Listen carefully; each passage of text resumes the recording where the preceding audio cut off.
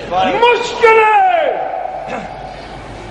پل میں آسان ہو جائیں گی، یاری جب زبان سے نکل جائے گا۔ اس جہاں کی نہیں بات اے دوستو، اس جہاں میں بھی گرتا سنبھل جائے گا۔ میرے مولا اجازت مجھے دیجیے، اس ضعیفی کی پرواہ نہ کچھ کیجیے، خون سے ریش رنگین ہوگی میری، پھر بڑھاپا جوانی میں ڈھل جائے گا، مشکلیں پل میں آسان ہو جائیں گی، یاری جب زبان سے نکل جائے گا۔ علی کے صدقے سے دونوں ہاتھ بلند کر کے نعرہ حیدری۔ تمام شہداء ملت جعفریہ کے سارے ثواب کے لیے سورہ فاتحہ پڑھ کر رکھ لیجیے گا۔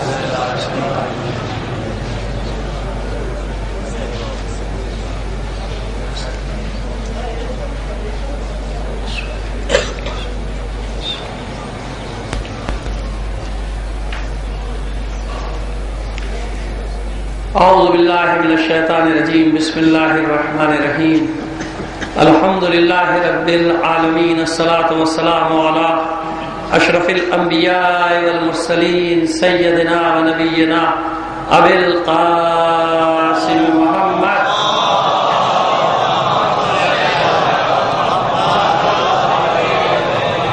وآلہ الطیبین الطاہرین المعصومین، ولعنۃ اللہ علی اعدائہم اجمعین من الآن الى قیام یوم الدین، اما بعد فقد قال اللہ تعالی فی کتابہ المبین وہو اصدق القائلین وقولہ الحق۔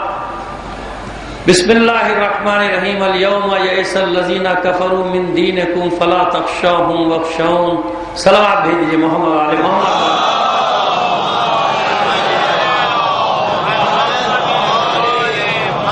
گزارش آپ سے ہر روز کی طرح ہے کہ ذرا سا آگے کھسکائیں گے تو ہمارے برادران پیچھے تنگ ہو رہے ہیں، بہت ساری 150 کی تو جگہ بنی جائے گی، ذرا سا بیٹا جو آگے بیٹھے ہیں تھوڑا سا جوان آگے آ جائیں، بزرگ تو جہاں بیٹھے انہیں بیٹھا رہنے دیجیے، ان کا خیال کیجیے، اور آپ جوان آگے آ جائیں گے تو کافی جگہ بن جائے گی ماشاءاللہ، دیکھیے اچھی خاصی جگہ بن رہی ہے، کھڑے ہو کے آ جائیں، کریز کے خراب ہونے کا خیال نہ کیجیے آپ۔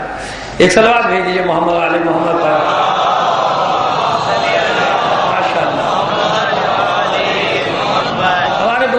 بڑے اب جیسا میں شروع کرنا چاہ رہا تھا انہوں نے شروع کر دیا کہ خون میں ذرا سی حرارت پیدا ہو جائے، تو میں بھی کچھ آج اسی چاہ رہا ہوں، کوشش کروں گا کہ آغاز میرا ایسا ہی ہو، کیونکہ صورتحال کچھ ایسی ہی ہے، تو صورتحال ایسی ہے تو مجھے شروع بھی ایسے ہی کرنا پڑے گا۔ دیکھیے یہ اس بات سے تو آپ مطمئن رہیے، اور ہمیشہ میں آپ کو اطمینان ہی دلاتا ہوں، چاہے کتنے بدترین حالات ہوں کہ بابا جو بھی ہوگا ہمیں جو کرنا ہے وہ تو ہمیں کرنا ہے، ٹھیک ہے نا، کچھ بھی ہو جائے ہمیں تو وہ کرنا ہے، جو کرنا ہے، جتنا دنیا نے زور لگایا لگا لیا اور لگا لے، ہم وہی کریں گے جو ہمیں کرنا ہے، ہم جانتے ہیں کہ ہمیں کیا کرنا ہے، ہمارے بچوں کو بھی معلوم ہے کہ ہمیں کیا کرنا ہے، ٹھیک ہے۔ لیکن جو بات میں آج آپ سے اس وقت کرنے جا رہا ہوں کہ دیکھیے صورتحال اتنی آسان نہیں ہے جتنا آسان ہم سمجھ رہے ہیں۔ میں شیعہ قوم کے حوالے سے بات نہیں کر رہا، میں بات کر رہا ہوں پورے ملک کی حیثیت سے۔ پاکستان اس وقت جن حالات کا شکار ہے، متحمل نہیں ہو سکتا یہ ملک اور یہ شہر فتنہ و فساد کی۔ ہم اس کا حل بتانا چاہ رہے ہیں آج، چند منٹ بس آپ کے حسب عادت 2-4 منٹ لیں گے تاکہ پیغام بھی آج کا ہو جائے، اور ہماری آواز ہمیں یقین ہے کہ بہت جگہوں تک پہنچ جاتی ہے، لائیو پہنچ جاتی ہے، براہ راست پہنچ جاتی ہے، دیر نہیں لگتی، سب جگہ پہنچ جاتی ہے آواز۔ تو ہم آج جو آپ سے گفتگو کرنے جا رہے ہیں پاکستان کے حوالے سے ہم آغاز کرنا چاہ رہے ہیں کہ حالات بہت خراب ہیں، پورے ملک کے آپ دیکھ رہے ہیں، اور سرحدوں کے حالات اور بھی زیادہ خراب ہیں۔ ابھی آپ نے دیکھا کہ کتنا بڑا سانحہ ہوا ہے، لیکن ہمیں اندر ہی الجھانے کی کوشش کی جا رہی ہے۔ اب آپ ایک مزے کا خیز بات آپ نے پتہ نہیں نوٹ کی کہ نہیں کی آج میڈیا کے ذریعے سے، کہ تہران میں برطانوی سفارت خانے میں پتھراؤ ہو گیا، کل ہوا تھا نا، پوری مغربی دنیا کو آگ لگی ہوئی ہے جناب، پریشان ہے کہ یہ غیر انسانی سلوک ہوا، یہ حقوق کی خلاف ورزی ہوئی، سفارتی خلاف پتھراؤ ہوا ہے، پتھراؤ پہ پورا مغرب بل بلا پڑا، اور وہ جو سب سے بڑا شیطان ہے امریکہ، اس کو تو سب سے زیادہ آگ لگ گئی۔ کہ بھئی یہ ناقابل قبول ہے. اچھا وہاں پتھراؤ ناقابل قبول ہے اور یہاں حملہ کر کے ہمارے جوان مار دیے جائیں، ہمارے فوجی مار دیے جائیں، ہمارے فوجی افسران شہید کر دیے جائیں، تو آپ نے دوگلا معیار دیکھا. یہی ہم دنیا کو سمجھانا چاہ رہے ہیں کہ ہم تو پہلے بھی کہہ رہے تھے، نہ پہلے کبھی دوست تھا، نہ آج ہے، نہ کبھی ہوگا. یہ شیطان تھا، شیطان ہے، شیطان ہی رہے گا. ایک منٹ بیٹا، میں نعرے لگواؤں گا، میری پوری بات سن لو، میں خود لگواؤں گا، اطمینان رکھو. آج میں پورا موڈ بنا کے آیا ہوں، بے فکر ہو جاؤ. بھائی بلند آواز میں سلوات بھیج دیجیے محمد آل محمد کا.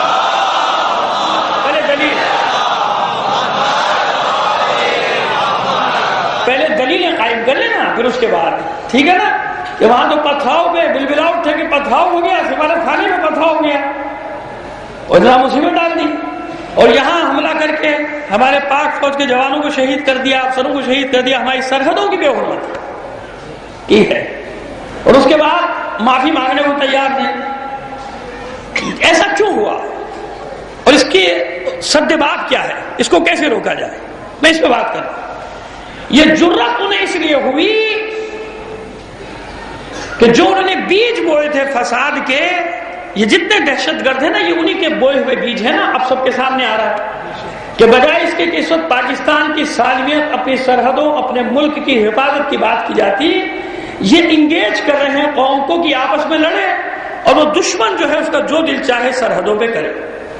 تو آج میں ایک بات واضح کر دینا چاہتا ہوں، اگرچہ کہ ہمارا جسم زخمی ہے، ہمارا بدن زخموں سے چور ہے، ہمارا جگر چھلنی ہے، ہمارا دل داغ ہے، ہم برسوں سے اپنے پیاروں کے لاشیں اٹھا رہے ہیں، لیکن ہماری مشکل یہ ہے کہ ہم سید سجاد کے ماننے والے ہیں. یہ میں خاص طور پہ کروں، پوری توجہ رکھیے گا آج میرے ایک ایک لفظ پہ. آج میں نے کہا کہ میں کچھ آپ سے باتیں کرنے جا رہا ہوں. ہم سید سجاد کے ماننے والے ہیں کہ جس نے بنو امیہ کے بدترین دور میں سرحدوں کے محافظوں کے لیے دعا کی ہے، جو صحیفہ سجادیہ میں موجود ہے. یعنی امام نے یہ بتایا کہ یہ کتنے بدترین حکمران ہوں مگر سرحدیں ہماری ہیں. سرحدیں کس کی ہیں؟ ہماری ہیں، اسلام کی سرحدیں. تو عزیزو ایک بات یاد رکھنا، ایک چیز جس کا میں یقین دلانا چاہ رہا ہوں اپنی ذمہ داری سمجھتے ہوئے، اور یہاں سے پیغام دینا چاہ رہا ہوں اپنے سنی بھائیوں کو، چاہے وہ اہل حدیث سے ہوں، چاہے وہ دیوبند مکتب کے ہوں، چاہے وہ بریلوی مکتب کے ہوں، ان سب کو پیغام دینا چاہ رہا ہوں. اپنی پاک افواج کو بھی پیغام دینا چاہ رہا ہوں، جتنی بھی ہماری دفاعی فورسز ہیں ان سب کو پیغام دینا چاہ رہا ہوں، حتیٰ کہ جو سیاسی جماعتیں ہیں انہیں بھی پیغام دینا چاہ رہا ہوں کہ ہم اپنی ذمہ داری جانتے ہیں، ہم اپنی ذمہ داری پوری کرتے ہیں اور کر رہے ہیں. کیوں کر رہے ہیں؟ ہماری مجبوری ہے. ہماری مجبوری یہ ہے کہ اس ملک میں ہمارا خون لگا ہے، اس خون میں ہمارا پیسہ لگا ہے. ورنہ تاریخ اٹھا کے دیکھ لو کہ تنخواہ دینے کو نہ تھی. قائد اعظم محمد علی جناح رحمۃ اللہ علیہ نے کس سے اپیل کی تھی اور کس نے اپیل پر لبیک کہا تھا؟ پاکستان کی تاریخ اٹھا کے پڑھ لو، وہ پہلے مہینے کی تنخواہ دینے کو خزانے میں کچھ نہیں تھا. وہ تنخواہ دینے والا یا راجہ صاحب محمود آباد تھے یا حبیب سیٹھ، یعنی وہ جو گزر گئے. ان لوگوں نے تنخواہیں دی، بنانے والے ہم تھے.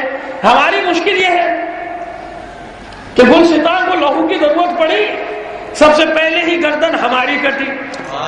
پھر بھی کہتے ہیں ہم سے یہ اہل چمن، یہ چمن ہے ہمارا تمہارا نہیں. اور جناب قمر جلالی علی اللہ مقامہ کی روح سے بڑی معذرت کے ساتھ ایک لفظ کی تبدیلی کے ساتھ شعر کہنا چاہتا ہوں. شعر تو انہی کا ہے، اس لیے میں ان کی روح سے معذرت طلب کر لی.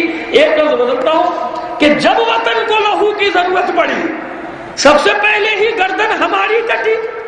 پھر بھی کہتے ہیں ہم سے یہ اہل وطن، یہ وطن ہے ہمارا تمہارا نہیں. تو جو پیغام میں پوری ملت کو دینا چاہ رہا ہوں کہ یاد رکھو، اور خاص طور پہ پاک افواج کو، کہ ہم زخموں سے چور ہیں، ہم مجروح ہیں، ہمارا جگر چھلنی ہے، ہمارا دل داغدار ہے، مگر یاد رکھو ڈٹ کے کھڑے ہو جاؤ. تم تنہا نہیں. پاکستان کی فوج کی تعداد 6 یا 7 لاکھ نہیں ہے، 4 کروڑ کو حیدر کرار کے ماننے والے تمہارے پیچھے. اور اگر میرا پیغام پہنچ گیا تو 18 کروڑ کی فوج، 18 کروڑ کی فوج کتنی ہی بڑی طاقت کیوں نہ ہو، کتنا ہی بڑا دشمن کیوں نہ ہو، اس کی ناک کو ذلت کی خاک میں رگڑ کے رکھ دیں گے. بس 47 اور 65 والا نعرہ واپس لے آؤ. دیکھو پوری قوم تمہارے ساتھ کھڑی ہے. ارے مر جانا شکست نہیں ہے، دشمن کے سامنے تسلیم ہو جانا شکست ہے. کسی طاقت سے نہ گھبراؤ، کسی سے نہ جھکو، اس لیے کہ ہمارے پاس، ان کے پاس اسلحہ ہے، ہمارے پاس جوش عباس ہے.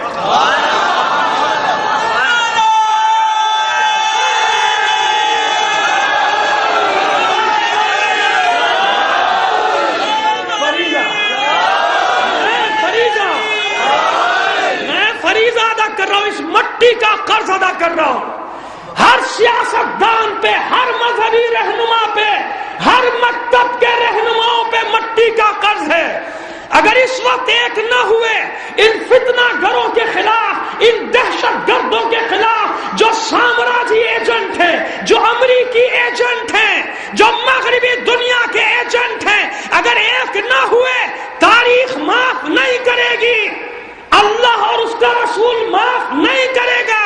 ہم سب کو ایک ہونا پڑے گا، بتانا پڑے گا کہ 6 یا 7 لاکھ نہیں ہو تم ہمارے فوجی، یہ پوری قوم باغیرت قوم ہے، باحمیت قوم ہے. ہم لڑنا بھی جانتے ہیں، ہم تمہارے پیچھے نہیں، ہم تمہارے شانہ بشانہ 65 میں بھی لڑے ہیں، اب بھی لڑ سکتے ہیں، پوری دنیا سے لڑ سکتے ہیں اور بتا سکتے ہیں کہ وطن کی حرمت کیا ہوتی ہے. اور اب سنو، قرآن اور سنت سے دلیل سن لو. جو شک کرتا ہے اس بات میں، سنو وطن کیا چیز ہے، زمین کیا چیز ہے. سنو کسے کہتے ہیں وطن. رسول پر کتنی مصیبتیں آئیں مکے میں، کتنے مصائب ڈھائے قریش نے رسول پہ، لیکن جب مکہ چھوڑ کر جا رہے تھے حسرت سے دروں دیواروں کو دیکھتے تھے، آنکھوں سے آنسو بہ رہے تھے، یہاں تک کہ اللہ کو تسلی دینا پڑی، میرے حبیب دل ملول نہ ہو، میں آپ کے وطن میں آپ کو واپس لے کر آؤں گا، میں آپ کے دیش میں آپ کو واپس لے کر آؤں گا. حدیث موجود کہ جس کے دل میں اپنے وطن کی محبت نہیں، اس کا کوئی دین ہی نہیں ہے. اور سنو یہ کیوں حسین پر رقت طاری ہے اپنا وطن چھوڑتے ہوئے، یہ مرثیوں میں مجلسوں میں حسین کے وطن کا ذکر کیوں ہے، یہ پردیسی کیوں کہا جاتا ہے، یہ غریب الغربا 8ویں امام کو کیوں کہا جاتا ہے؟ اس لیے کہ مٹی کی خوشبو الگ ہے، وطن کی خوشبو الگ ہے. اس لیے پیغام دینا چاہتا ہوں کہ مت گھبراؤ، مت پیچھے ہٹو. ان سامراجی طاقتوں کے مقابلے میں یہ پوری قوم یکجا ہے، اس معاملے میں یکجا ہے. یہ کون کہہ رہا ہے؟ یہ وہ قوم کہہ رہی ہے جو زخمی ہے، جس کو جب موقع ملا اس نے ہم پہ وار کیا. کوئی ادارہ ایسا نہیں، کوئی ایسا نہیں جس نے موقع ملتے ہی ہم پہ وار نہ کیا ہو. لیکن ہم تمہیں اہل بیت کے ماننے والے کی حیثیت سے پیغام دے رہے ہیں کہ کوئی نہ اٹھا تو یہ 4 کروڑ شیعان حیدر کرار اپنی مٹی کا دفاع کرتے ہوئے مر جائیں گے. اب نعرے میں لگاؤں گا، جواب صرف آپ نہیں دیں گے. میرا دل کہتا ہے، میرا ایمان ہے کہ جہاں جہاں تک میری آواز جائے گی، ہر اسلام سے محبت کرنے والا، ہر اس وطن سے، پاکستان سے محبت کرنے والا میرے نعروں کا جواب دے گا. وہ نعرے جو وائٹ ہاؤس کو میں ہمیشہ وائٹ ہاؤس نہیں بلیک ہاؤس کہتا ہوں، کاخ سفید نہیں کاخ سیاہ کہتا ہوں، وہاں تک یہ آواز جائے گی. یقین رکھو وہ سب مانیٹر کرتے ہیں اور یہی آواز ان کے دل دہلائے گی. نعرہ تکبیر! ایک ایک آدمی، رینجرز کے جوان، پولیس کے جوان سن رہے ہو نا میری آواز؟ اپنے زخموں کو بھلا کے ہم یہ نعرے لگا رہے ہیں. سنو اور جواب دو یہ وطن ہمارا ہے، یہ زمین ہماری ہے، سامراج کو اجازت نہیں دیں گے کہ ہماری مٹی کی بے حرمتی کرے، ہمارے جوانوں کو شہید کرے۔ نعرہ تکبیر، نعرہ رسالت، نعرہ رسالت، نعرہ حیدری، نعرہ حیدری۔ کل جب میں وہ نعرہ لگاتا تھا تو غیر اپنوں میں بھی اعتراض کی انگلی اٹھتی تھی کہ بھائی یہ کون سا نعرہ ہے لگانے کا، اس کو کیونکہ جو آج پتہ چل گیا نا پورے پاکستان کو کہ کون سب سے بڑا دشمن ہے، نہ دوست تھا، نہ دوست ہے، نہ دوست ہو سکتا ہے۔ بس بات یہ کہ ہم نے 32 سال پہلے پہچان لیا تھا کہ عالم اسلام اور پاکستان کا سب سے بڑا دشمن اور اس روئے زمین پر سب سے بڑا شیطان کون ہے۔ اب سب کو پتا چل گیا، سارے چینل دیکھ لو، پتا چل گیا سب کو، سب یہی کہہ رہے کہ یہی بڑا شیطان ہے۔ تو آؤ ہم اپنے جوانوں کو ڈھارس دیتے ہیں، ہم بتاتے ہیں کہ ہم ان سے کتنی نفرت کرتے ہیں۔ یہ نعرہ بھی پہنچے گا وہاں تک تمہارا، میں رہوں یا نہ رہوں، لہجے کی للکار باقی رہنا چاہیے، لہجہ منتقل ہونا چاہیے نسلوں کے اندر۔ مرد آباد، مرد آباد، امریکہ مرد آباد، مرد آباد، مرد آباد، امریکہ مرد آباد، مرد آباد، مرد آباد، امریکہ مرد آباد۔ اور جانتے ہو نا ام الخبائث، تمام شیطانوں کی ماں جو امریکہ پر بھی حکومت کر رہا ہے، وہ کون ہے؟ ام الخبائث اسرائیل، نہ بھولنا اسے۔ مرد آباد، مرد آباد، اسرائیل مرد آباد، مرد آباد، مرد آباد، اسرائیل مرد آباد، مرد آباد، مرد آباد، اسرائیل مرد آباد۔ اتنی ہی بلند آواز سے محمد اور آل محمد پر صلوات بھیجیا۔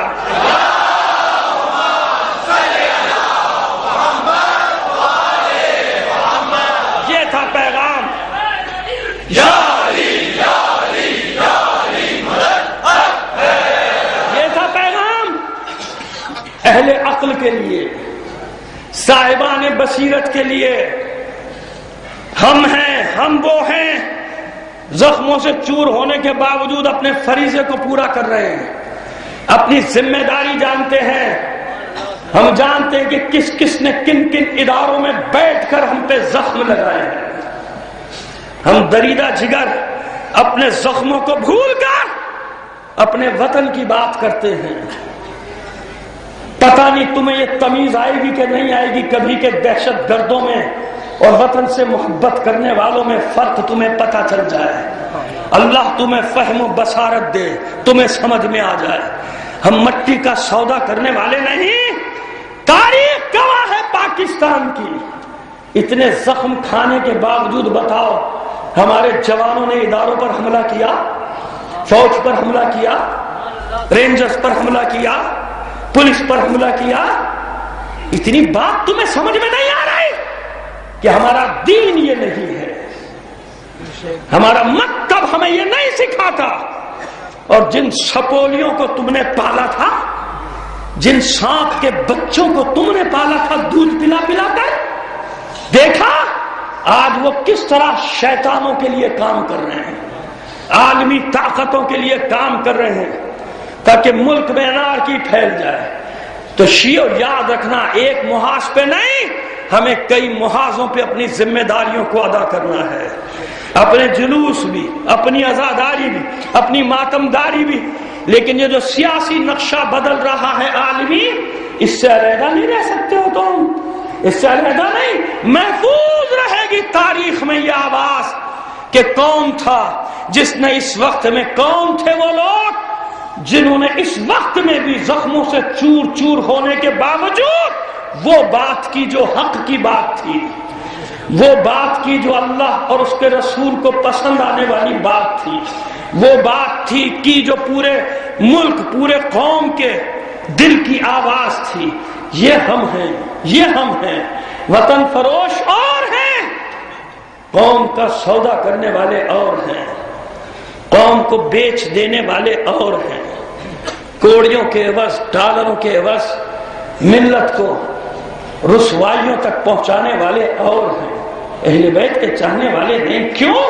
یہ بصیرت نہ ہوتی اگر غدیر خم ہمارے پاس نہ ہوتا۔ اب بس میں آپ کو لے آیا منزل کی طرف، مگر یہ مجھ پر واجب تھا۔ میں اس لیے یہ بات کرتا ہوں آپ کو خوش کرنے کے لیے نہیں، میرا اللہ گواہ ہے، میں منبر پہ بیٹھا ہوں کہ مجھے اپنی مٹی سے کتنی محبت ہے یہ اللہ جانتا ہے۔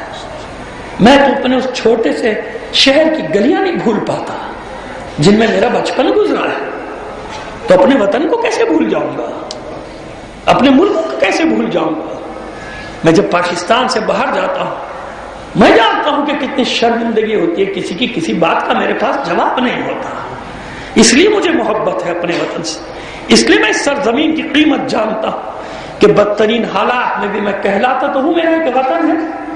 ان سے پوچھو جو بے وطن ہو گئے، بے دیار ہو گئے، قیمت نہیں، اپنی قیمت مٹی کی نہ پہچانی، قدر و قیمت نہ جانی، فلسطینیوں کی طرح اور دوسروں کی طرح آوارہ وطن پھر رہے دنیا میں، لہذا میں جانتا ہوں اس کی قیمت کیا ہے۔ تو سنو، غدیر خم کا کیوں میں نے ذکر کیا؟ میرا تو عنوان ہی وہی چل رہا ہے نا۔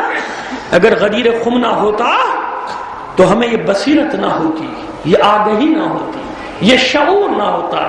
غدیر خم کا اس شعور سے کیا تعلق؟ بس میں موضوع پر آ گیا۔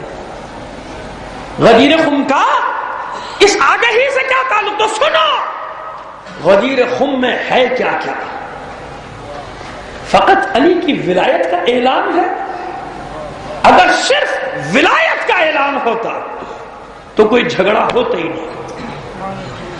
جیسے کل میں نے عرض کیا کہ نماز پڑھنے پہ کائے کا جھگڑا تھا، خانہ کعبہ میں 3 سال تک رسول نماز پڑھتے رہے، جب اعلان دعوت کی، جب جھگڑا شروع ہوا ہے 3 سال پڑھتے رہے، سب کے اپنے اپنے بت رکھے لوگ، ٹھیک ہے بھائی اپنی عبادت کر رہے ہیں کرنے دو، اس پہ جھگڑا تھوڑی تھا۔ اور میں عرض کر چکا کہ مغربی ممالک امریکہ میں لوگ نمازیں نہیں پڑھتے، کیا نمازیں پڑھنے پہ کیا کریں، پڑھے جاؤ نمازیں، جھگڑا ہی۔ تو خالی ولایت کا اعلان ہوتا کہ ولی بنا دیا تو کیا کا جھگڑا ہوتا، پتہ نہیں کتنے ہیں۔ پروردگار سب کو خدا نہ کرے میں کوئی برائی نہیں کر رہا، لیکن کتنے اولیاء اللہ ہیں دنیا میں، گزر گئے اور ہیں ولی اللہ کے، ان سے کسی کا کوئی جھگڑا نہیں، کوئی بات نہیں۔ یہ غدیر خم میں ہوا کیا؟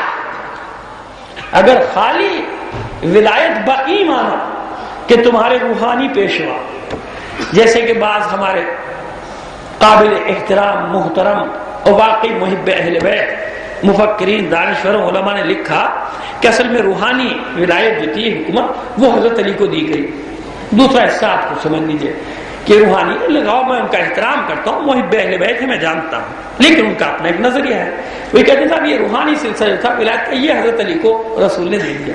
اگر یہ ہوتا، اس پہ جھگڑا ہوتا تو بھائی پھر آج بھی جھگڑا ہو رہا ہوتا، اتنے اولیاء اللہ ہے کسی سے کوئی جھگڑا نہیں ہے، جھگڑا یہ تھوڑی تھا۔ اگر صرف یہ اعلان ہوتا تو حارث کبھی بھی نہ آتا خیمے میں۔ رسول کا اعلان سن کے اب بتانا چاہ رہا ہوں کہ آگہی اور شعور کہاں ہے، کیوں ہے۔ جب رسول نے اعلان کر دیا، خیمہ نصب کر دیا گیا کہ آؤ مبارکباد دینے، آیت یاد ہے نا جو میں پڑھ رہا ہوں، یہ وہ دن ہے جس دن کافر مایوس ہو گئے، میٹنگ شروع ہو گئی کہ یہ کیا ہوا، یہ کیا اعلان کر دیا۔ تو ہمیشہ ہوشیار لوگ چارہ بناتے ہیں پہلے کسی اور کو۔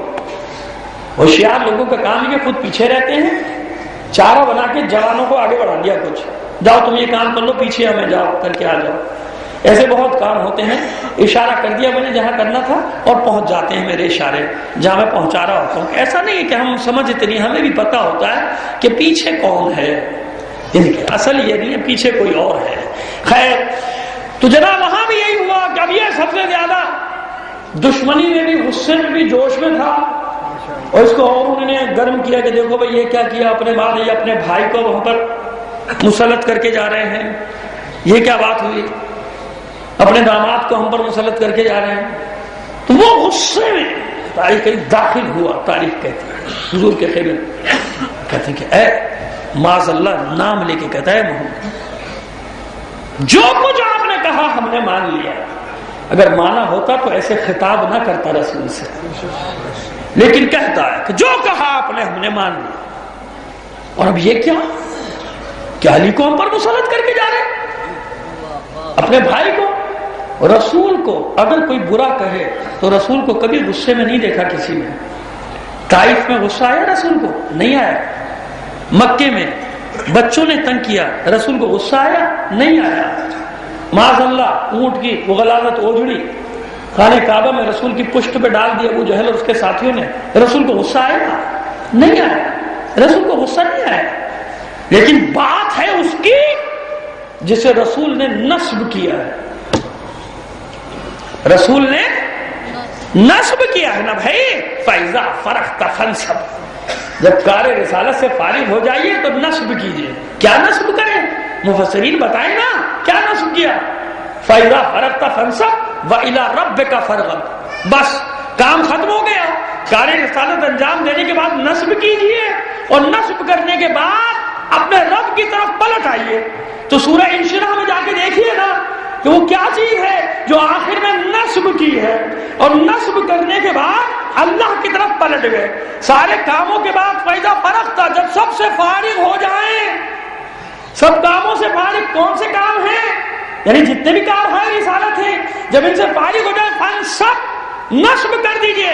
تو تاریخ میں ڈھونڈو نا کہ رسول نے کب کہاں کیا نصب کیا. یقیناً یہ وہ نصب کیا ہے کہ جس کے بعد اب واپس جانا ہے.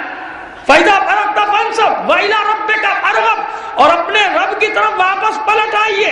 تو رسول کی رحلت سے پہلے، پردہ فرمانے سے پہلے یہ تو دیکھو کہ نصب کیا کیا ہے، رسول نے کسے نصب کیا ہے. تو اب آئیے، جھگڑا اسی کا تو ہے کہ اب آپ اپنے بھائی کو ہم پر، تو رسول کو غصہ آ گیا. غصے میں نہیں دیکھا تھا رسول کو. 2-3 مقامات میں بس تاریخ میں غصہ ملا ہے رسول. کیش میں نے نصب کیا، کہا کہ یہ اللہ کا حکم ہے جو میں نے تم تک پہنچایا. اور اللہ کا وعدہ کیا ہے؟ وَاللَّهُ يَعْصِمُكَ مِنَ النَّاسِ. اے رسول یہ پہنچا دیجیے آپ، ان سے ہم آپ کو بچانے والے ہیں. جانتے ہیں اللہ بھی جانتا ہے کہ میں کس کس کو کانٹے چبھ رہے ہوں گے، لہذا اللہ جانتا ہے. لہذا غصے میں رسول نے جواب دیا کہ بند کر اپنی زبان، یہ اللہ کا حکم ہے. تو اسی غصے میں کہتا ہے اگر یہ اللہ کا حکم ہے تو آسمان سے مجھ پہ پتھر پڑے. علی کی دشمنی میں عذاب مانگا، اللہ کیسے خالی لوٹا دیتا. علی کی دشمنی میں مانگنے والے نے عذاب مانگ لیا. علی کی دشمنی میں عذاب مانگے گا تو اللہ کیسے لوٹا دے گا خالی. بس اس نے یہ ادھر کہا، ادھر پتھر آیا آسمان سے، سر میں لگا اور نکل گیا چیرتا ہوا اس کو زمین میں، مر گیا.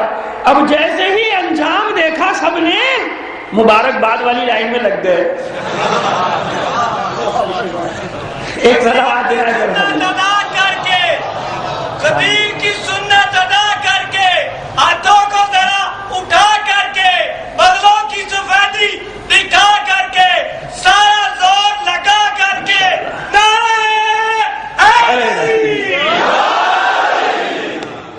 سمجھ میں آ گئی بات؟ کیا مسئلہ کیا تھا کہ دوسرے کو بھیجا، انجام دیکھا سیدھے لائن میں لگ جاؤ. مبارکباد والی دیکھ لیا کہ علی کی دشمنی میں عذاب مانگنے والے کا انجام.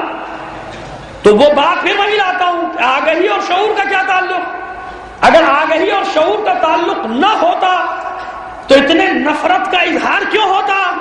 کیونکہ جانتے ہیں کہ مسئلہ روحانی اور غیر روحانی ولایت کا نہیں ہے، بلکہ خدا کے رسول نے صاف صاف اعلان کیا ہے جو مجھے مولا مانتا ہے ہر اس کے لیے یہ علی فہذہی علی مولا، فہذا علی مولا. اشارہ بھی کیا، نام بھی لیا تاکہ کوئی غلط فہمی نہ رہ جائے. نام بھی لیا، اشارہ نام لے دیتے خالی یا اشارہ کر دیتے نہیں. جو دیکھ رہا ہے اس کے لیے بھی، جو نہیں دیکھ رہا اس کے لیے بھی. نام قیامت تک کے لیے، دیکھنے والے اشارہ بھی دیکھ لیں کہ کوئی اور نہیں ہے جسے میں بلند کر رہا ہوں. اور کتنا بلند کیا. ابھی میرے بیٹے نے میرے بھائی نے نعرہ لگایا اور بڑے مخصوص انداز میں لگایا تو یہی تو ہوا کہ تاریخ کہتی اتنا بلند کیا آستین ڈھلکی اتنی ڈھلکی کہ بغلوں کی سفیدی ظاہر ہو گئی. کسے اٹھایا ہے رسول نے؟ کسے اٹھایا؟ کل جو چیز چھوڑی تھی وہ بیان کر رہا ہوں. خیبر اٹھانے والے کو کائنات میں کوئی علی سے بڑا شجاع ہے؟ میں نے کیا تھا نا کہ ہم وہ نہیں کہ اتنا آگے بڑھ جائیں کہ علی کو رسول سے آگے بڑھا دیں. ہم سے سنو رسول کیا ہے، ہم سے سنو. تم میں تو شاید دوستوں کو واقعہ نہ ملے رسول کی شجاعت کا. ہاں یہ شجاعت ضرور ہے کہ کتنے بڑے مارکے کو سر کیا تبلیغ، یہ کوئی کم کام ہے؟ میں میدان جنگ کی بات کر رہا ہوں. کہاں سے لاؤ گے؟ نہیں ملے گا. ہم دیں گے تمہیں واقعہ، ہم دیں گے. پھر یہ الزام نہ لگانا کہ علی کو آگے بڑھاتے نہیں. ہم اس لیے علی کی شجاعت کے قصے سناتے ہیں کہ پہلے علی کی طاقت تو دیکھو کیا ہے. فاتح بدر و حنین آج کچھ پڑھوں گا ذرا سا. علی کی طاقت دیکھو. جب علی کے مقابلے میں کائنات میں کوئی نہیں تو اب رسول کی طاقت کا اظہار کیسے ہو؟ کیسے پتا چلے کہ علی کی طاقت ہے؟ رسول کی طاقت ہے کیا؟ رسول کی طاقت کا اگر اظہار ہوگا تو اسی سے ہوگا جس کے برابر کائنات میں کسی کی طاقت نہ ہو. تو دو مقامات پر علی وسیلہ بنے رسول کی طاقت کے اعلان کا. ایک فتح مکہ کے وقت جب سب سے بڑا بت رہ گیا، پوچھا رسول نے کون؟ میں تمہارے شانے پر سوار ہو جاؤں یا تم میرے شانے پر سوار ہوگے؟ بے ادبی نہیں، گستاخی نہیں کہ یہ کہہ بیٹھوں کہ مہر رسالت علی کے پیروں کے نیچے نہیں. یہ بے ادبی ہے، یہ گستاخی ہے. ذرا میری نظر سے دیکھو، حقیقت کی نظر سے دیکھو. رسول نے تو دونوں آپشن رکھ دیے تھے کہ کون ہے. میں چاہوں آپ کے شانوں پر علی یا علی آپ میرے شانوں پر. تو علی نے مسکرا کے جواب دیا کہ نہیں، میں آپ کا بار نہیں اٹھا سکتا. عجیب ہے یہ بات. میں آپ کا بار نہیں اٹھا سکتا، میں آپ کے شانوں پر سوار ہوں گا. تو علی نے اعلان کیا جو خیبر کو اکھاڑ دینے والا ہے، جس کے مقابلے میں کوئی شہ سوار نہیں، بس ایک رسول کی ذات ہے جو علی کے وزن کو اٹھا سکتی ہے. تو اب سمجھ لو کائنات کے مولا کا وزن اٹھانے والا کس وزن کا حامل ہوگا.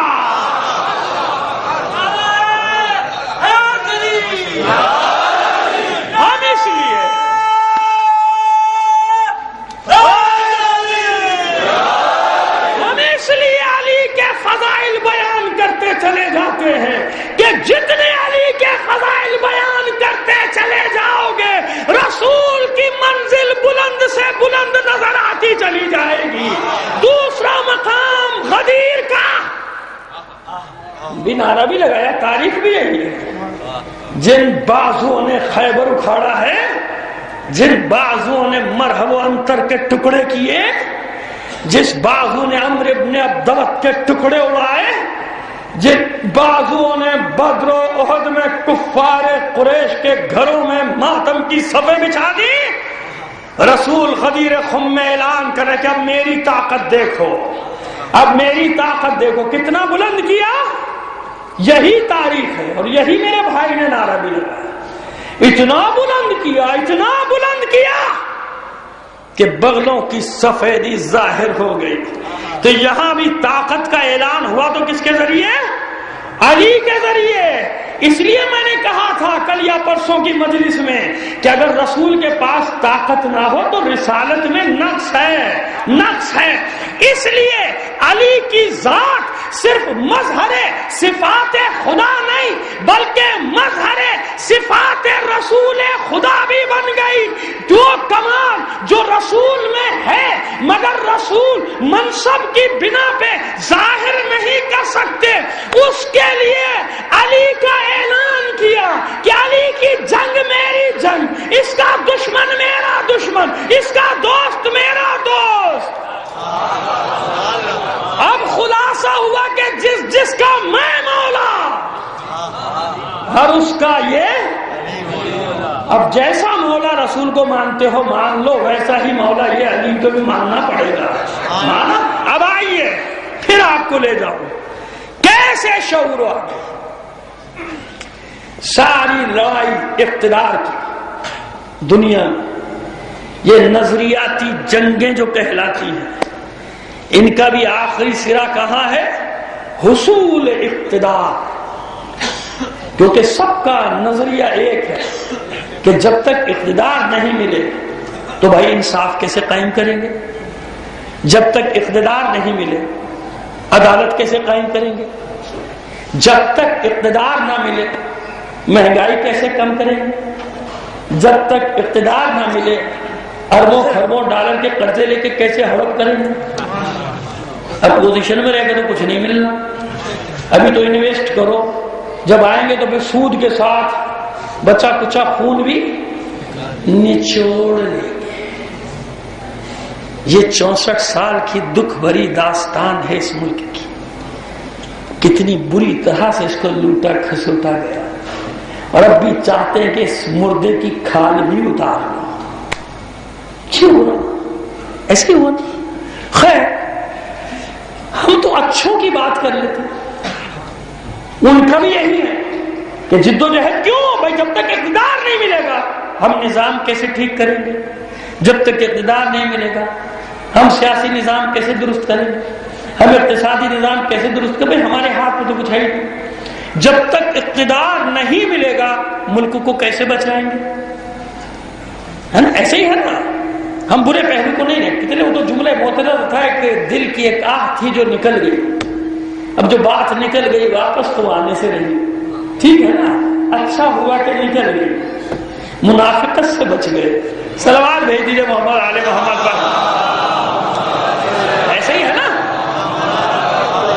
تو اب کیا ہوا کہ اقتدار اقتدار اقتدار جب تک نہیں ملے گا نظام کیسے بدلے گا؟ جب تک نہیں ملے گا اقتصادیات کیسے ٹھیک ہوگی؟ جب تک نہیں ملے گا تو یہ نعرہ جو لگ رہا ہے بس ہم آئے اور مہنگائی ختم، ہم آئے اور غربت ختم، یہ نعرہ بالکل سچا ہے سب کا. کیونکہ اقتدار میں آتے ہی غریبوں کو ختم کرنے کے چکر میں رہتے ہیں. نہ غریب رہے گا نہ غربت رہے گی، بات ختم ہو گئی. تو یہ نعرہ ایک سب کا سچا ہے کہ ہم آتے ہی غربت مٹا دیں گے تو غریب مٹ جائیں گے تو غربت خود بخود ہی مٹ جائے گی. ٹھیک ہے نا؟ اس نعرے کو میں ہر بات میں عیب نہیں نکالتا، جو نعرہ سچا ہے اس کو کہتا ہوں سچا ہے.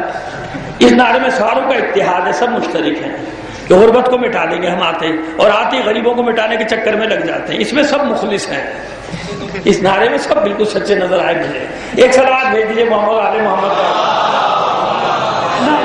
بسم اللہ. میرے بزرگوار بہت دیر سے مجھ سے اجازت طلب کر رہے ہیں. بسم اللہ اپنا درود بھیجیں محمد اور محمد کی آل پر. اللہ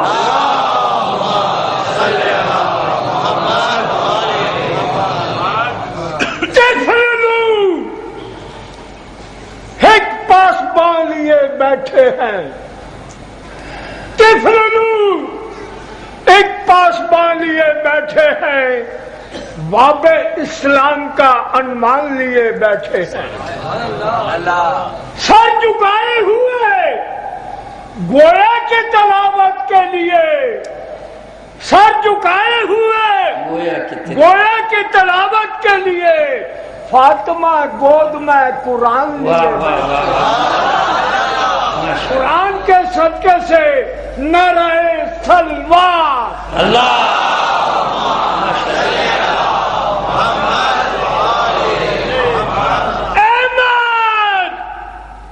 کہ پسینہ سے نبی بنتا ہے، احمد کے پسینہ سے نبی بنتا ہے. اللہ جسے چاہے وہ ولی بنتا ہے.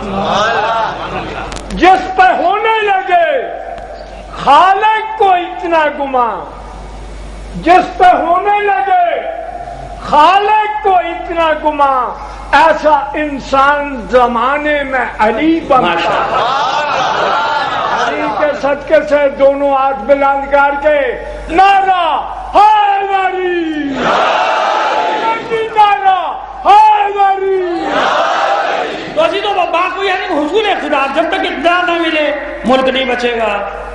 جو اپوزیشن کو کہتا ہے ملک خطرے میں ہے, جب ہمیں اقتدار ملے گا تو بچا لیں گے, اور جب آتا ہے پہلے سے زیادہ بیڑا غرق ہو جاتا ہے. ایسے ہی ہے نا, وہی سلسلہ چل رہا ہے ہمارے یہاں, یعنی بدتری کی طرف جا رہے ہیں, بہتری کی طرف جاتے نظر نہیں آ رہے. مگر بہرحال دنیا میں ہر جگہ قاعدہ یہ ہے کہ اقتدار ملے گا تو ہوگا. لیکن غدیر کیا بتاتی ہے؟ غدیر خم نے بتایا کہ نہیں, اقتدار ہی کے ذریعے سے دین نہیں بچتا, اقتدار ہی کے ذریعے سے اسلام نہیں بچتا. آئیے آپ کو دکھاؤں. پہلے بھی آپ سن چکے ہوں گے بہت سارے لوگوں سے, میں اپنے عنوان کے تحت یہ بات لے کر آ رہا ہوں. غدیر نے بتایا کہ اسلام کو کیسے بچایا جاتا ہے. اشاروں میں دیکھیے بات چلے گی, کیونکہ میرا طریقہ اور دستور یہ ہے کہ میں اپنی تقاریر کے ذریعے سے نہیں چاہتا کہ کسی کی دل آزاری ہو, اور کرنا بھی نہیں چاہیے. ہمارے پاس فضائل پڑھنے کے لیے بہت ہیں, تو ہم کیوں دوسرے راستے اختیار کریں, ٹھیک ہے. تو اب عزیزو, علی کے سامنے مرحلہ آ گیا, کیا کریں؟ اقتدار لے کر دین بچائیں یا اقتدار کو ٹھوکر مار کے دین بچائیں؟ کیا کریں؟ دین بچانا ہے. اور ایک بار یہ موقع نہیں آیا, 2-3 بار آیا. پر جس کے گھر کا اثاثہ ہوگا اسے ہی تو فکر ہوگی نا, جس کے گھر کا اثاثہ ہے, سامان ہے, اسی فکر ہوگی, باہر والے کو تھوڑی فکر ہوگی. اپنے گھر کا اثاثہ بچانے کے لیے قربانی دے دے گا انسان کے, بابا بچا لو بچا لو. کوئی دوسرے کو تو فکر نہیں, وہ کہے گا مجھے نہیں مل رہا, تباہ کر دو. اگر میرا نہیں تو تیرا بھی نہیں. جیسے پاکستان کا ہوا کہ میرا بھی نہیں تو تیرا بھی نہیں, بھلے تباہ ہو جائے, چاہے تباہ ہو جائے, ہمارا نہیں تو تمہارا بھی نہیں. جو اس ملک کے ساتھ کیا 64 سال میں ہو چکا, 71 کا سانحہ ہو چکا, اور پروردگار مزید سانحات سے محفوظ رکھے بے حق محمد والے محمد. وہ جی تو ہے نا کہ ہمارا نہیں تو پھر کسی کا نہیں. مگر غدیر خم نے شعور دیا کہ نہیں, ایسا نہیں ہے. شجاعت کچھ اور چیز ہے, استقامت کچھ اور چیز ہے, دین کو بچانا کچھ اور طرح سے ہوتا ہے. اب علی کے سامنے مرحلہ آ گیا کہ کیا کیا جائے. تو علی ہی کی عدالت میں پیش کیا ہوا ایک مقدمہ ایسے موقع پہ میں پیش کرتا ہوں. مولا کے سامنے ایک مقدمہ لایا گیا, ایک شیرخوار, ایک نوزائیدہ بچہ, 2 عورتوں کی لڑائی, دونوں کہہ رہی ہیں کہ میرا بچہ ہے, کوئی ثبوت نہیں, باپ ہے نہیں, مر چکا ہے پہلے بچے کی ولادت سے. یہ کہتی ہے میرا, ایک کہتی ہے میرا, کوئی گواہ بھی نہیں مل رہا. بھائی کیا کیا جائے, کہاں سے آیا؟ بدوی عورتیں ہیں دونوں آئی ہیں. مسئلہ کیا ہے؟ وہ لڑ رہی ہیں, دونوں قسمیں بھی کھا رہی ہیں, کہتی میرا, ایک کہتی ہے میرا. تو مولا نے کہا اچھا قمبر تلوار لے آؤ. اب چونکی دونوں کی, اب کیا ہوا, یہ ہماری گردن اڑے گی کہ کس کی اڑے گی؟ تلوار میں کہا تلوار لے آؤ, اب 2 ٹکڑے کرو, اس بچے کے آدھا اس کو دو, آدھا اس کو دو. وہ ایک جو تھی وہ گھبرا کے پیچھے ہٹ گئی, کہتی نہیں مولا میرا نہیں ہے, اسی کا ہے, اس کو دے دو. ایک پیچھے ہٹ گئی, کہا میرا نہیں ہے, اس کو دے دو. مولا نے مسکرا کے کہا اسی کا ہے, اس کو دے دو. کیوں؟ پھر اس نے کہا جب تیرا بچہ تھا تو پھر تو نے منع کیوں کیا؟ کہتی ہے میں ڈر گئی کہ اگر یہ قتل ہو گیا تو پھر تو کچھ بھی نہیں رہے گا, ختم ہو جائے, بچے گا ہی نہیں, لہذا میں نے اپنا حق چھوڑ دیا. سمجھ میں آ رہی ہے بات؟ بڑا لطیف, مجھے پڑھنے میں بہت مزہ آ رہا ہے, تو آپ کو سننے کی مجھے نہیں معلوم. کہتی ہے میں ڈر گئی کہ اگر یہ قتل ہو گیا تو بچے گا ہی نہیں, مر جائے گا. میں نے اپنا حق چھوڑ دیا. کیوں چھوڑ دیا؟ میں نے اس لیے چھوڑ دیا کہ زندہ تو رہے, جب موقع ملے گا, جہاں موقع ملے گا, میں اسے بتاتی رہوں گی کہ میں تیری ماں ہوں, میں تیری. بس علی کے سامنے بھی یہی مرحلہ آیا کہ تلوار نکالوں, اس نوزائیدہ گھٹنیوں چلتے اسلام کو ضرورت ہے زندہ رہنے کی. اگر تلوار نکالی ختم ہو جائے گا, خون کی ندی بہہ جائے گی, پتہ ہی نہیں چلے گا. لہذا حق چھوڑ دیا کہ ارے زندہ تو رہے, جب موقع ملے گا, جہاں موقع ملے گا, میں نہ صحیح میرے بچے کربلا میں آ کر بتائیں گے کہ اسلام کس کا ہے.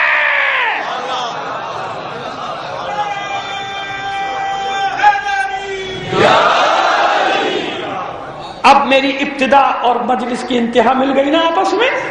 شیعو یہی پیغام دینا چاہ رہا تھا, یہ یاد رکھو کہ ہمارا ہے, کوئی وقتی طور پہ چھین لے تو چھین لے، یہ ملک میرا ہے، یہ ملک ہمارا ہے، لہذا چھوڑ دیا انہیں کہ زندہ تو رہے گا، جب جب جہاں موقع ملے گا اسے بتاتا رہوں گا کہ میں نے پالا ہے، میں نے قربانی دی ہے، میرے بچوں نے قربانی دی ہے۔ جب جب موقع پڑے گا، خطرات جیسے بڑھیں گے ویسا ہی بڑا معرکہ، پھر جب خطرات اتنے بڑھ گئے یزید کی صورت میں تو علی کا لاڈلا حسین آ گیا۔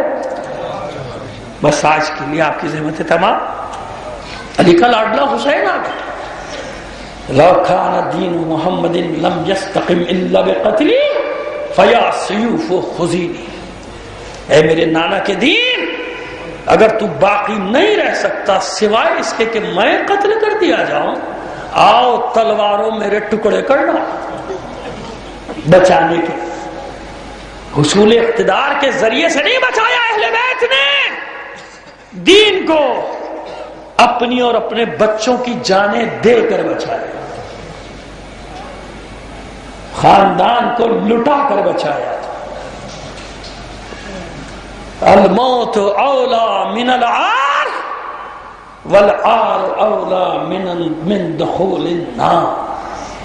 جب حسین جنگ کرتے جاتے تھے تو یہ رجس پڑھ رہے تھے کہ موت ننگوار سے کہیں بہتر ہے، الموت اولا من العار والعار اولا من دخول النار۔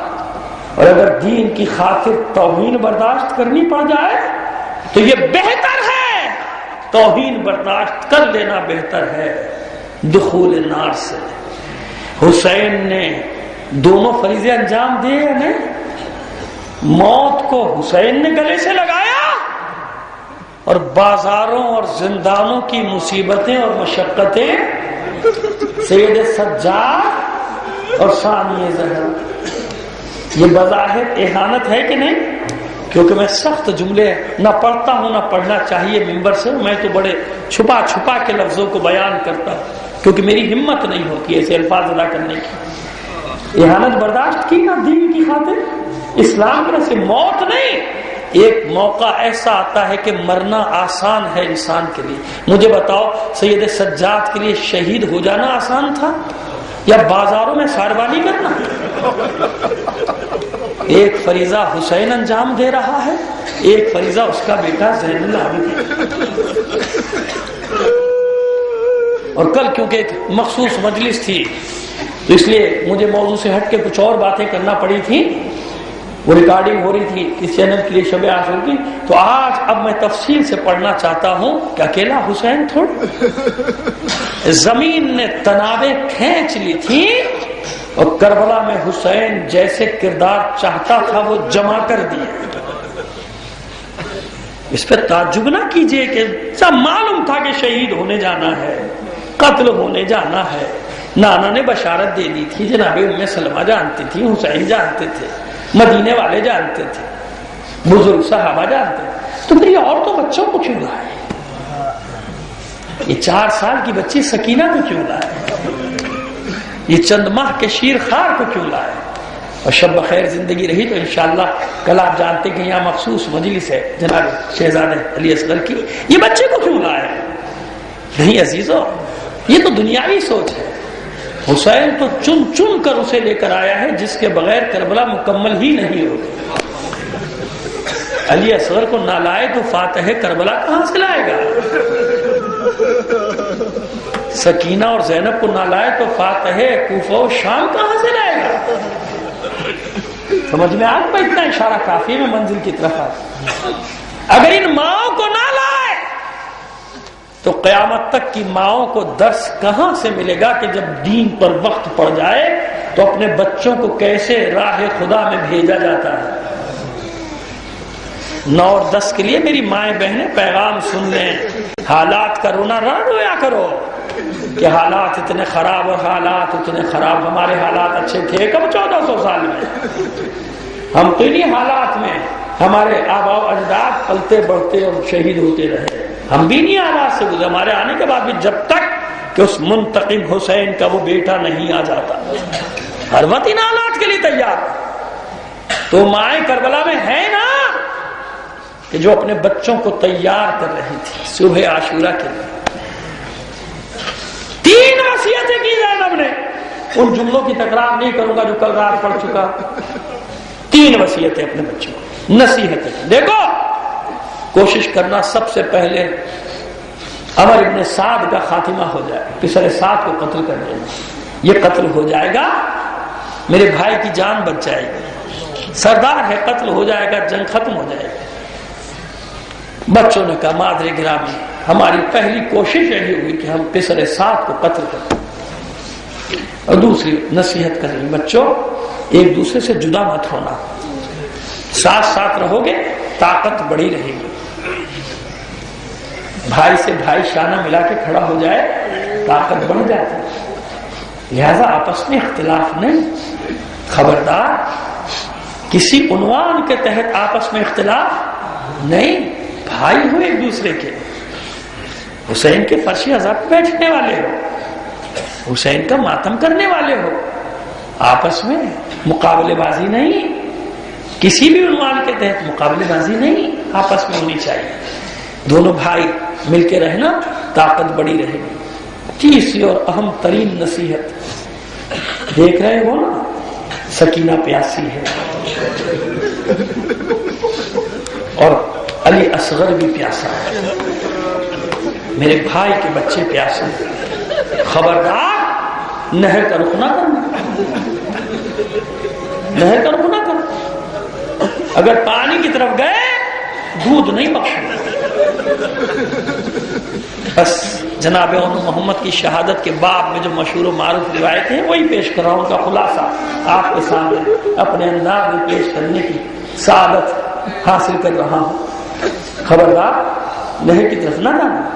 اگر پانی کی طرف نگاہ اٹھا کر دیکھا دودھ نہیں بخشا. بچوں نے ہاتھ دست بستہ ہاتھ جوڑ کے مادر گرامی بس آپ کی ساری نصیحتیں ہم نے دل و دماغ میں اتار. آپ اطمینان رکھیں بس صبح ہونے دیجیے پھر دیکھیے ہم کیا کرتے ہیں. صبح ہوئی، صبح عاشور ہوئی، جنگ کا آغاز ہوا.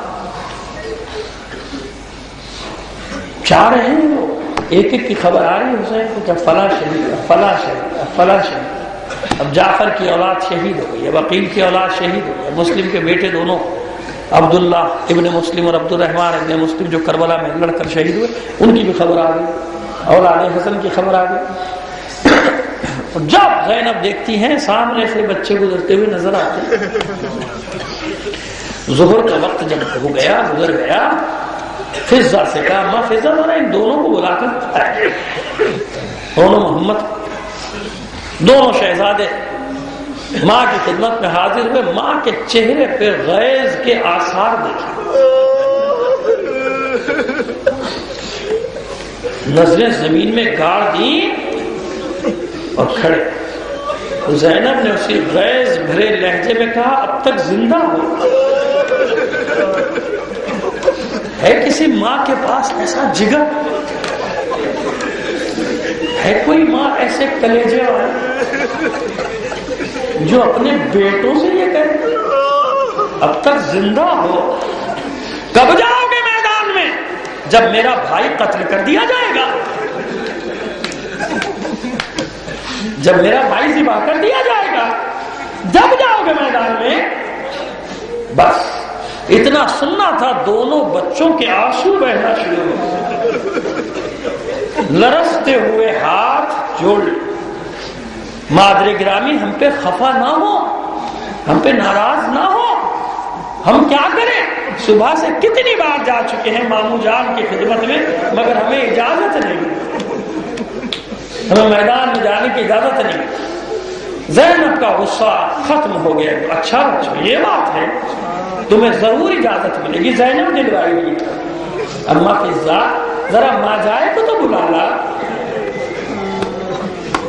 فضہ نے حسین کی خدمت میں بہن کا سلام پہنچایا.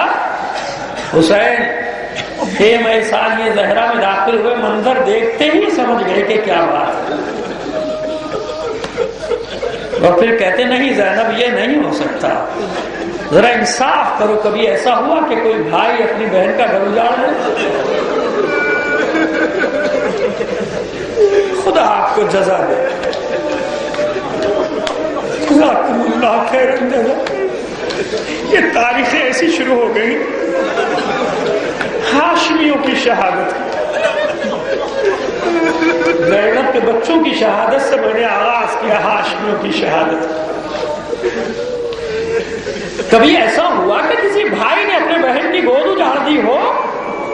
نہیں زینب, یہ کیسے ہوگا کہ میں انہیں محمد کو میدان میں جانے کی اجازت دے دوں؟ اب زینب کی آنکھوں میں آنسو آتے. بھائی ایسا نہ کہو, ایسا نہ کہو, میری مجبوری تو دیکھو, میری مشکل تو دیکھو. بھیا خود ہی فیصلہ کرو.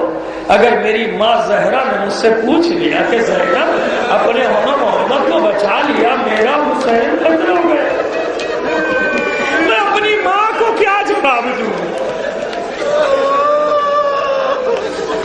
میں اپنی ماں کو کیا جواب دوں گی؟ بھائی انہیں نہ روکو, یہ تمہارا معمولی سا صدقہ ہے, یہ صدقہ ہے, صدقے کو قبول کر لو زینب کی طرف سے. اس طرح سے زینب نے اجازت لی. حسین نے دونوں شہزادوں کو سینے سے لگایا, دیر تک گریا کرتا رہا حسین. دونوں شہزادے تیار ہو کر خیمے سے نکلے. ایک کو علی اکبر نے سوار کرایا, ایک کو عباس نے سوار کرایا. چلتے چلتے عباس نے کہا بچوں ذرا دھیان سے. اور بچے فخر سے کہتے ہیں اے مامو جان ہو, آپ ہی کے تو شاگرد ہیں, بس آپ دور سے ہماری جنگ دیکھیے. دونوں بچے پہنچے لشکر اعداء کے سامنے. رجس پڑی. جو جانتا ہے وہ تو جانتا ہے, اور جو نہیں جانتا وہ سن لے کہ ہم جعفر طیار کے پوتے اور حیدر کرار کے نواسے. جس نے انہیں جنگ کرتے نہیں دیکھا, آ ہمارے مقابلے میں, ہم تمہیں بتائیں گے کہ ہم کس کے پوتے ہیں اور کس کے نواسے. بچوں کی للکار سن کر کسی کی ہمت نہیں بڑھی, اور جو آگے بڑھتا تھا یا محمد اپنی تلوار کی دھار پہ لیتا تھا یا اون اس کے 2 ٹکڑے برابر کے کرتا تھا. جب دیکھا پسر سعد نے تو چلا کر کہا جانتے ہو کون ہیں؟ یہ جعفر طیار کے بیٹے ہیں, یہ علی کے بیٹے ہیں, یہ حیدر کے بیٹے ہیں. ایک ایک کر کے جاؤ گے پورا لشکر ختم ہو جائے گا, مل کر حملہ کرو. لشکر نے چاروں طرف سے حملہ کیا. شہزادے بھی صفوں کو چیرتے ہوئے پسر سعد کے خیمے تک پہنچ گئے. اس ملعون کو پشت خیمہ سے نکل کے بھاگنا پڑا. بھاگتے بھاگتے چلا کر کہتا ہے ارے قریب نہیں جا سکتے تو دور سے تیروں کا میں برسا دو.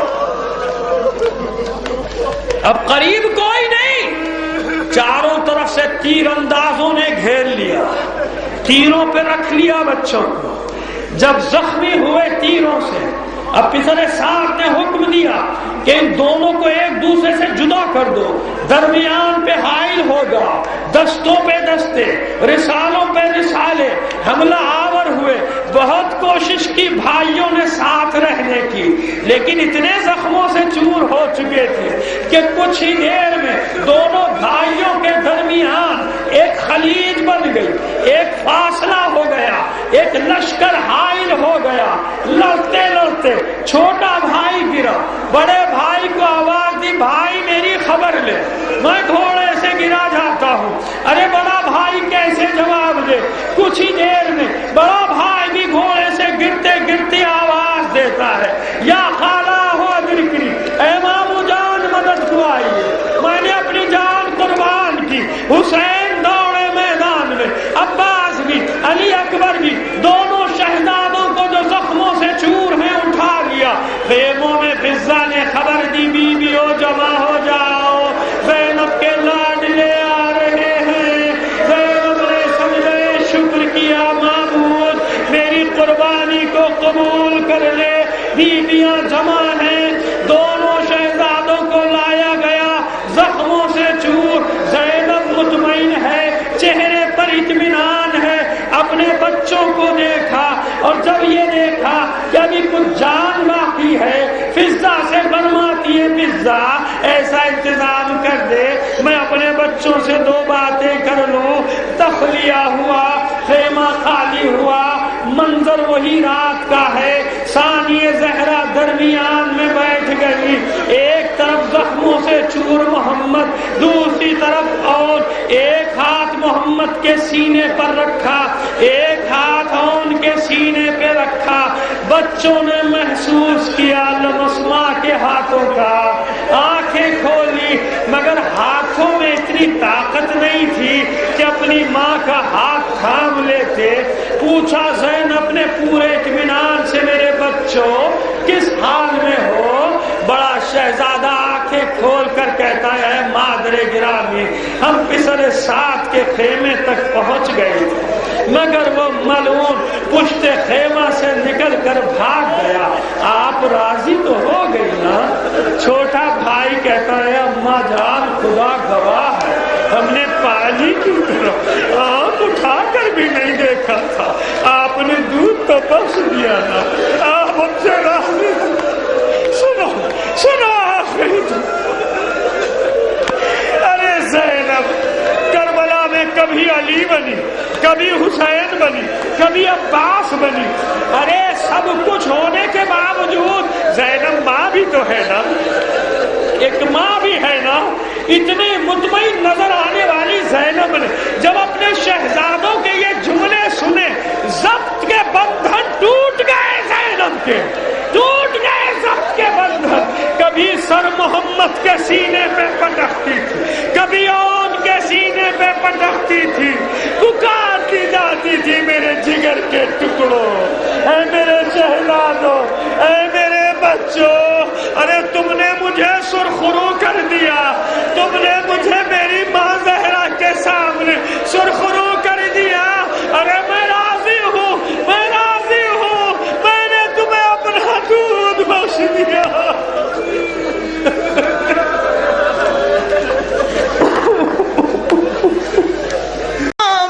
مشکلیں پل میں آسان ہو جائیں گی، یاری جب زبان سے نکل جائے گا۔ اس جہاں کی نہیں بات اے دوستو، اس جہاں میں بھی گرتا سنبھل جائے گا۔ میرے مولا اجازت مجھے دیجیے، اس ضعیفی کی پرواہ نہ کچھ کیجیے، خون سے ریش رنگین ہوگی میری، پھر بڑھاپا جوانی میں ڈھل جائے گا، مشکلیں پل میں آسان ہو جائیں گی، یاری جب زبان سے نکل جائے گا۔ علی کے صدقے سے دونوں ہاتھ بلند کر کے نعرہ حیدری۔ تمام شہداء ملت جعفریہ کی سارے ثواب کے لیے سورہ فاتحہ پڑھ کر روش لیجیے گا۔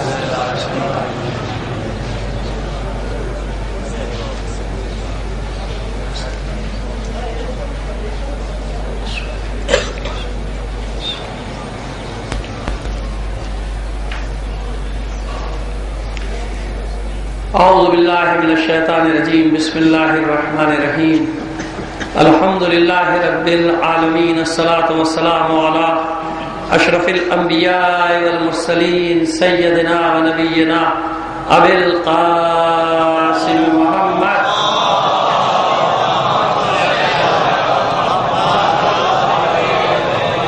وآلہ الطیبین الطاہرین المعصومین، ولعنۃ اللہ علی اعدائہم اجمعین من الآن الی قیام یوم الدین، اما بعد فقد قال اللہ تعالی فی کتابہ المبین وہو اصدق القائلین وقولہ الحق۔ بسم اللہ الرحمن الرحیم، اليوم یئس الذین کفروا من دینکم فلا تخشوہم واخشون۔ صلوات بھیج دیجیے محمد علیہ۔ پاکستان کے حوالے سے ہم آغاز کرنا چاہ رہے ہیں کہ حالات بہت خراب ہیں، پورے ملک کے آپ دیکھ رہے ہیں، اور سرحدوں کے حالات اور بھی زیادہ خراب ہیں۔ ابھی آپ نے دیکھا کہ کتنا بڑا سانحہ ہوا ہے، لیکن ہمیں اندر ہی الجھانے کی کوشش کی جا رہی ہے۔ اب آپ ایک مزے کا خیز بات آپ نے پتہ نہیں نوٹ کی کہ نہیں کی، آج میڈیا کے ذریعے سے کہ تہران میں برطانوی سفارت خانے پہ پتھراؤ ہو گیا، کل ہوا تھا نا، پوری مغربی دنیا کو آگ لگی ہوئی ہے جناب، پریشان ہے کہ یہ غیر انسانی سلوک ہوا، یہ حقوق کی خلاف ورزی ہوئی، سفارتی خلاف پتھراؤ ہوا ہے، پتھراؤ پہ پورا مغرب بلبلا پڑا، اور وہ جو سب سے بڑا شیطان ہے امریکہ، اس کو تو سب سے زیادہ آگ لگ گئی کہ بھئی یہ ناقابل قبول ہے۔ اچھا وہاں پتھراؤ ناقابل قبول ہے اور یہاں حملہ کر کے ہمارے جوان مار دیے جائیں، ہمارے فوجی مار دیے جائیں، ہمارے فوجی افسران شہید کر دیے جائیں، تو آپ نے دوگلا معیار دیکھا۔ یہی ہم دنیا کو سمجھانا چاہ رہے ہیں کہ ہم تو پہلے بھی کہہ رہے تھے، نہ پہلے کبھی دوست تھا، نہ آج ہے، نہ کبھی ہوگا، یہ شیطان تھا، شیطان ہے، شیطان ہی رہے گا۔ ایک منٹ بیٹا میں نعرے لگاؤں گا، میری پوری بات سن لو، میں خود لگاؤں گا، اطمینان رکھو، آج میں پورا موڈ بنا کے آیا ہوں، بے فکر ہو جاؤ۔ بھائی بلند آواز میں سلوات بھیج دیجیے محمد آل محمد کا۔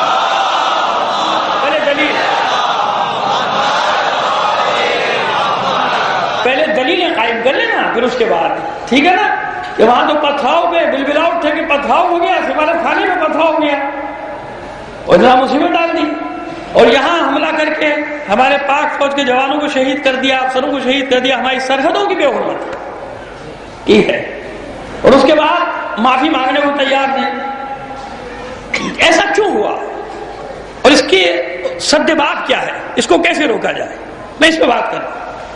یہ جرأت انہیں اس لیے ہوئی کہ جو انہوں نے بیج بوئے تھے فساد کے، یہ جتنے دہشت گرد ہیں نا، یہ انہی کے بوئے ہوئے بیج ہیں نا، اب سب کے سامنے آ رہا ہے کہ بجائے اس کے کہ اس وقت پاکستان کی سالمیت، اپنی سرحدوں، اپنے ملک کی حفاظت کی بات کی جاتی، یہ انگیج کر رہے ہیں قوم کو کہ آپس میں لڑے، اور وہ دشمن جو ہے اس کا جو دل چاہے سرحدوں پہ کرے۔ تو آج میں ایک بات واضح کر دینا چاہتا ہوں، اگرچہ کہ ہمارا جسم زخمی ہے، ہمارا بدن زخموں سے چور ہے، ہمارا جگر چھلنی ہے، ہمارا دل داغ ہے، ہم برسوں سے اپنے پیاروں کے لاشیں اٹھا رہے ہیں، لیکن ہماری مشکل یہ ہے کہ ہم سید سجاد کے ماننے والے ہیں۔ یہ میں خاص طور پہ کر رہا ہوں، پوری توجہ رکھیے گا آج میرے ایک ایک لفظ پہ۔ آج میں نے کہا کہ میں کچھ آپ سے باتیں کرنے جا رہا ہوں۔ ہم سید سجاد کے ماننے والے ہیں کہ جس نے بنو امیہ کے بدترین دور میں سرحدوں کے محافظوں کے لیے دعا کی ہے، جو صحیفہ سجادیہ میں موجود ہے۔ یعنی امام نے یہ بتایا کہ یہ کتنے بدترین حکمران ہوں مگر سرحدیں ہماری ہیں۔ سرحدیں کس کی ہیں؟ ہماری ہیں، اسلام کی سرحدیں۔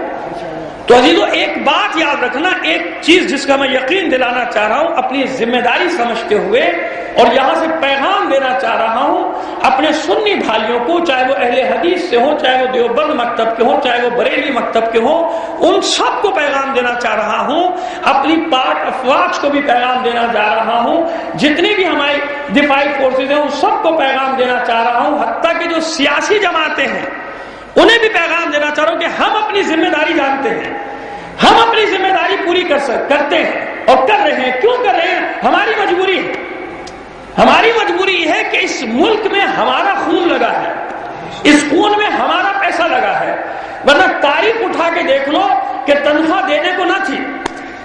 قائد اعظم محمد علی جناح رحمۃ اللہ علیہ نے کس سے اپیل کی تھی اور کس نے اپیل پر لبیک کہا تھا؟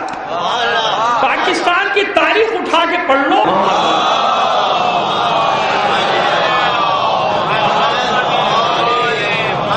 گزارش آپ سے ہر روز کی طرح ہے کہ ذرا سا آگے کھسک آئیں گے تو ہمارے برادران پیچھے تنگ ہو رہے ہیں، بہت ساری 150 کی تو جگہ بنی جائے گی، ذرا سا بیٹا جو آگے بیٹھے ہیں تھوڑا سا جوان آگے آ جائیں، بزرگ تو جہاں بیٹھے انہیں بیٹھا رہنے دیجیے، ان کا خیال کیجیے، اور آپ جوان آگے آ جائیں گے تو کافی جگہ بن جائے گی، ماشاءاللہ دیکھیے اچھی خاصی جگہ بن رہی ہے، کھڑے ہو کے آ جائیں، کریز کے خراب ہونے کا خیال نہ کیجیے۔ آپ ایک صلوات بھیج دیجیے محمد آل محمد پر۔